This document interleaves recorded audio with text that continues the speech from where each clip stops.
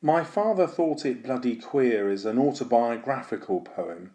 It's deeply personal, but it's also relevant to all readers in that it's about our relationship with our fathers and it's about growing up. And finally, it's about how we turn into our parents, sometimes for good and sometimes for ill. So Simon Armitage grew up with the punk era, and it was fashionable to rebel against your parents' generation in punk by wearing safety pins, believe it or not. And often the safety pins would be pierced through your ear or other parts of your face. Armitage takes this vision of rebellion and decides to get an earring, the piercing for which should be made by a pin, but he chickens out of this. In this poem, then, he looks back almost with amusement at his younger self. The first thing you should notice is that it is almost a sonnet in the sense that it's nearly 14 lines, it's 15 lines. So we're invited to ask the question, is this a love poem? What's the relationship between father and son? Why has Armitage decided on the extra line? So there is perhaps a hint of distance between father and son. He doesn't call him my dad. And then we've got the apparent accusation. So his father thinks it's bloody queer that he's had an earring.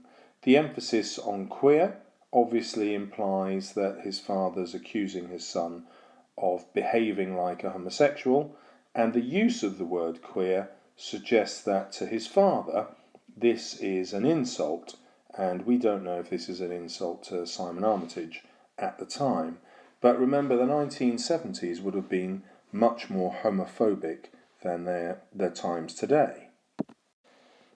And then the word bloody emphasises perhaps his father's anger at what Simon Armitage has done.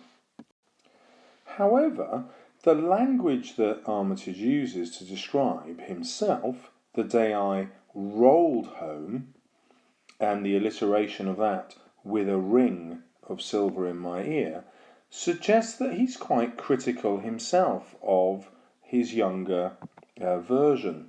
This rolled perhaps suggests that he's drunk or perhaps a little arrogant, and he's wanting to brandish this earring at his father in order to get just this reaction. So it's a typical act of rebellion, not just wanting to be different from your parents, but wanting to annoy your parents with that difference. Next, he seems to ridicule himself with another piece of alliteration. The earring is half hidden, as though he's too scared to actually show his father. And there's something feminine, isn't there, about this mop of hair, as though he's accusing himself of not really being manly enough. And perhaps this is ironically linked to the idea of his queerness. So to his father, he seems too feminine to be a real man. And that's expressed in the earring, but also in his style of hair. His father says, "You've lost your head if that's how easily you're led." And coming where these lines do, there's the hint that Armitage seems to agree with his father here. He has obviously been led, otherwise he would proudly be displaying it instead of half hiding it. And also, a punk hairstyle was aggressive and spiky, and here we've got a much gentler hairstyle, a mop. It's as though Armitage doesn't quite believe in his own rebellion even at the time. Then the father comes up with this comic metaphor: you should have had it through your nose instead, like a bull. So the bull is led by the ring. Anyone holding onto the ring will be able to dictate the movement of the bull. Again, the bull is an image of masculinity, but this bull has no masculine power because it is easily led by anything that holds onto it, simply by pulling the ring in its nose. Again, Armitage now seems to agree, and even then I hadn't the nerve to numb. Again, every time he uses alliteration, suggests that he's being critical of his own old self, making fun of it.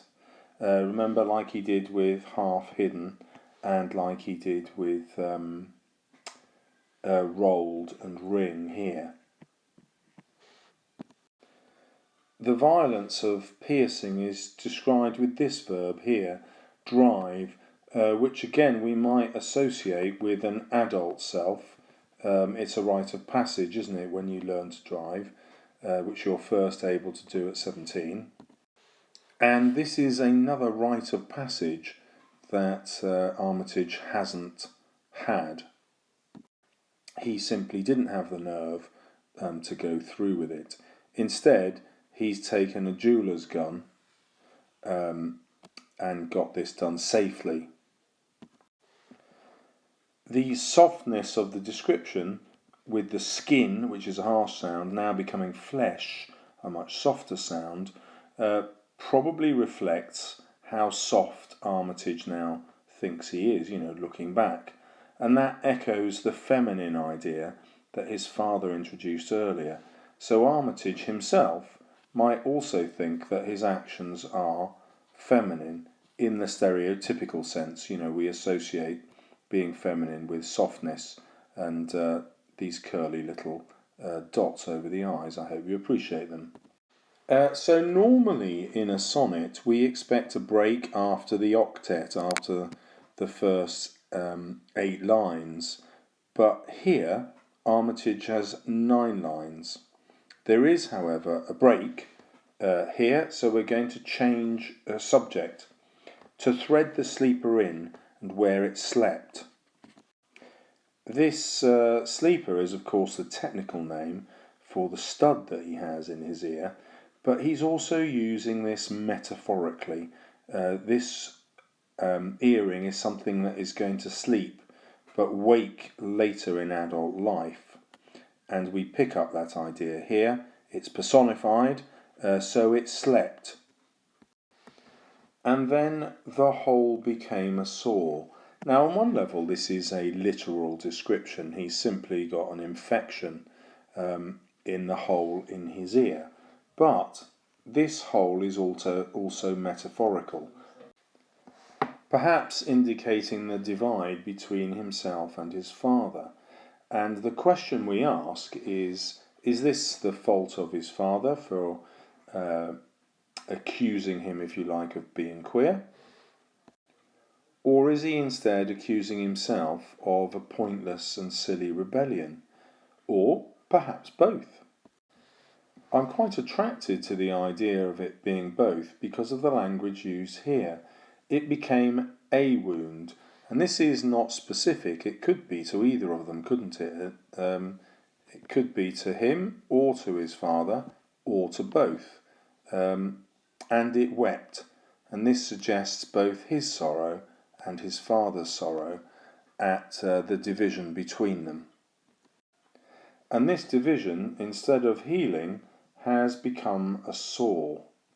And a sore is something you keep going back to. We can imagine that this relationship between father and son has kept coming back to this kind of criticism, the father thinking that his son was stupid and not manly enough, and the son thinking that actually he didn't need to be manly and he was pretending to be something that he wasn't, simply in order to rebel against his father.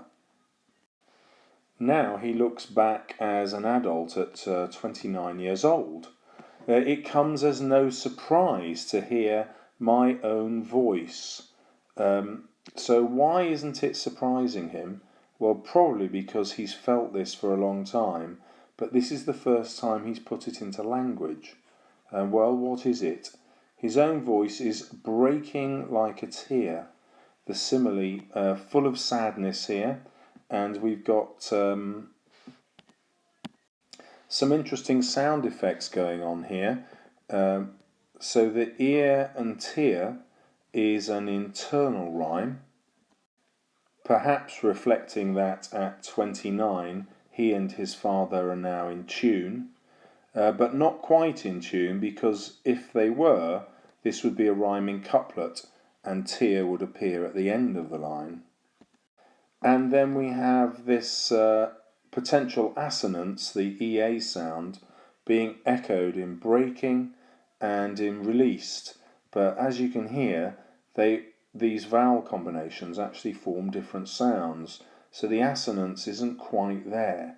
Father and son aren't quite in agreement.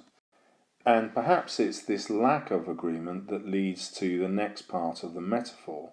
So the voice cried, as in called out, but also there's an allusion to the idea that he's still tearful. It links us back to this idea of weeping that he did at the time. It's a memory and a voice that's come to him from way back in the distance, from the spiral of his ear, and again this is an internal rhyme. And I think this again suggests how close he now is to his father. And what he hears is in italics. I think it's in italics because this is his father's voice. If I were you, I'd take it out and leave it out next year. This feels quite a sad ending, because it feels as though this is a voice that's in memory, and that suggests that his father is now dead. At 29, he's now reconciled to his father. In other words, he thinks the same way that his father did, but it's too late. This is a memory now. He can't communicate this to his father because his father is probably dead. At least that's how it feels in the poem. But it's not just a feeling of sadness that he has at this memory and the fact that he's now using his father's voice. If we go back to the description, it's released like water, and this verb released shows how happy he is in a way, how pleased that he's using the same words as his father. He now has a real connection to him. And it's like water. Water, of course, is cleansing. It's an image of baptism, which is literally new life. And so he feels a new relationship with his father. Of course, you can, as a reader, decide that this shows his father is still alive. So he's hearing his father's voice, which doesn't indicate that his father's dead at all. Now, I deliberately haven't looked up the autobiographical nature of the poem. I know it's autobiographical because I've heard Armitage speak about it, but I didn't want to find out if his father was dead now, at this stage when he's 29, because if I did, it would limit my interpretation, and I quite like being able to think about it in both different ways. When you're writing, the A-star skill is to present both ideas. One, that he's feeling this sense of loss because his father's dead, and the other, that he's feeling a sense of pleasure that he's now come round to his father's point of view, because that relationship can now be rekindled. Of course, the opposite of that could be true. The relationship is only one-sided. He's reconciled to his father, but his father is now dead and cannot be reconciled to him. So I hope you've enjoyed the subtlety of this poem, and I'm going to leave you with its blokiness here. This is a typical English phrase. If I were you, I'd take it out, leave it at next year. Now, of course, his father would probably be from Yorkshire, I think, and he wouldn't have that sort of Cockney ring to it. But I think Armitage uses this phrase, which we might be familiar with from programmes like EastEnders, to suggest a certain element of blokiness. He's now on his father's wavelength as a man. Another way of looking at it is that he's now comfortable in his own skin and doesn't need to adorn it with jewellery. in becoming more like his father, he's become more like himself. Well, I hope this helped, and good luck. If you enjoyed the video, please subscribe, and if you've got any comments, add them below.